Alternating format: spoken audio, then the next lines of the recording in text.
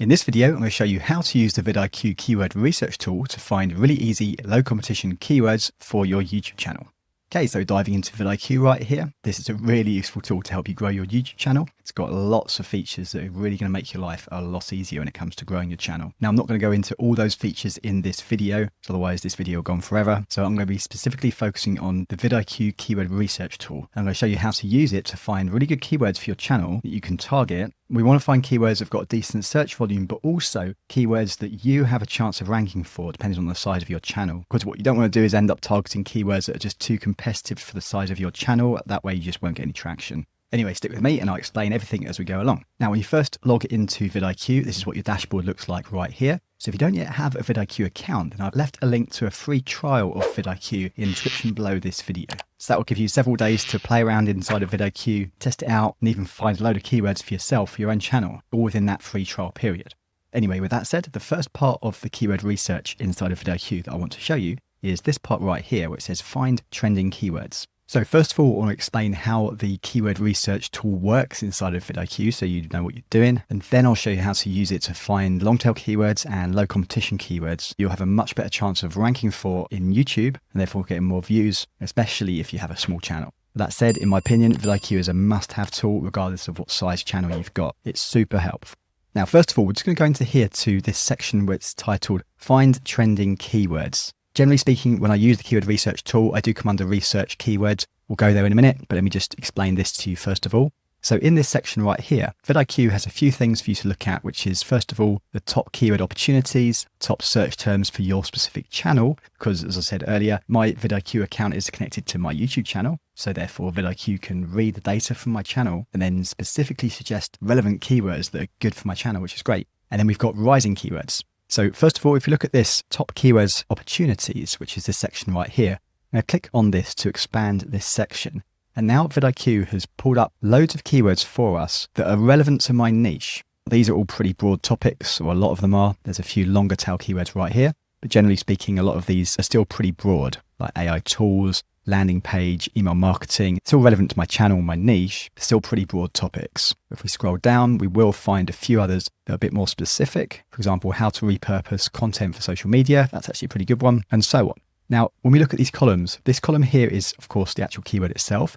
And then we have the monthly search volume for each of the keywords. And then VidIQ has graded each of these keywords by whether it estimates the keyword is high competition, medium, or low competition. And then this is really helpful. This is VidIQ's own overall scoring for each of the keywords. And this indicates a combination of the search volume and the competition. So as I explain this, first of all, if I click on the overview, I'm going to sort this by the overall score. And generally speaking, the higher the number, the better the keyword is to target.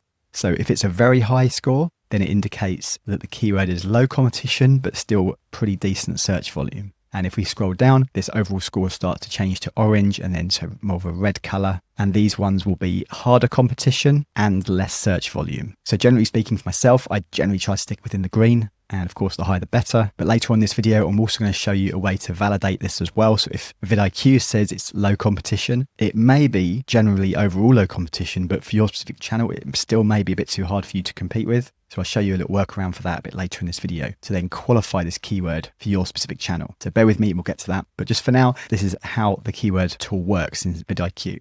And in the next tab here, we've got top search terms for your specific channel. So as I said, VidIQ is connected to my channel, so it knows what videos I've already created, and it's suggesting other keywords that are related to topics I've covered, like System.io tutorial, designer tutorial, AI ebook creator, Canva presentation ideas, and things like that. So they're all tools and topics I've covered on my channel already. And now this tab, rising keywords, I don't find this so useful really, if I'm honest. Although, of course, it can be useful, just I don't think for my particular channel at least anyway. This is general rising or trending topics across the whole of YouTube, not actually specifically related to my channel.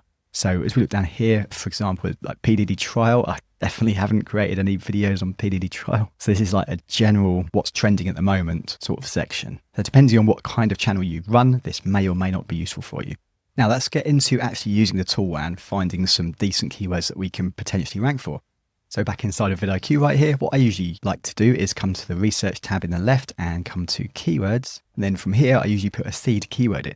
So for example, a seed keyword is generally a larger topic, and then I'll get VidIQ to drill down that topic. So as an example, I mean, we could use AI or ChatGPT here or digital marketing as seed keywords. And then ChatGPT will then find all relevant or related keywords to that topic. Now, for example, if I wanted to create, let's say I wanted to create more videos on Canva. Canva is a super popular tool and it does loads of stuff. And there's actually loads and loads of keywords for Canva. So if I put Canva as my seed keyword and then hit enter on my keypad. So first of all, we see the overall score for Canva, and we've got related keywords related to the topic of Canva, matching terms, which actually have the word Canva in them, and questions, what people have asked about Canva, which is really useful. Get there in a sec. So generally speaking, I find these two tabs most useful, but let me just show you the related keywords first of all. So these generally can be broader topics like Canva for beginners, Canva course, Canva design, Canva tips, and so on. So they're still quite broad topics. Then we've also got keywords that don't even have the word Canva in them, but are related to the product of Canva. So print then cut. VidIQ thinks that is somewhat related to Canva, how to use stickers, and so on. So these just get obviously way off topic, but kind of somewhat related in some kind of a way. So now we go to matching terms. This starts to get a bit more useful in my opinion. So these are all keywords that will actually have the word Canva in them. And again, we can search by overall score. If I click on this, then it's going to reorganize all these keywords based on the overall score. So for example, VidIQ is saying that this one right here, Canva Pro Team Invite Link, not really a great video topic if I'm honest, but it's very low competition and it's got high search volume. Let's find a keyword that's actually got potential to make a video about. So Adobe Express versus Canva, if you were going to do a review between the two products, it's got a great score on that. Very low competition and very decent search volume as well. Again, Figma versus Canva, it's also a really good one.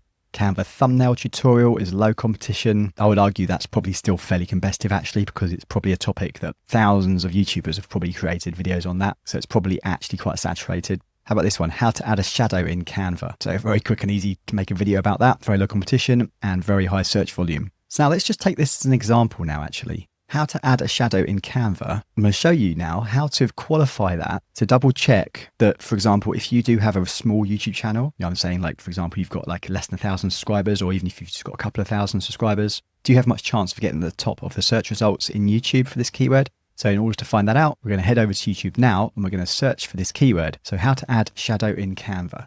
So here we are in YouTube and I'm going to search for that particular keyword. Throw that in here and see whose channels are coming up for this keyword.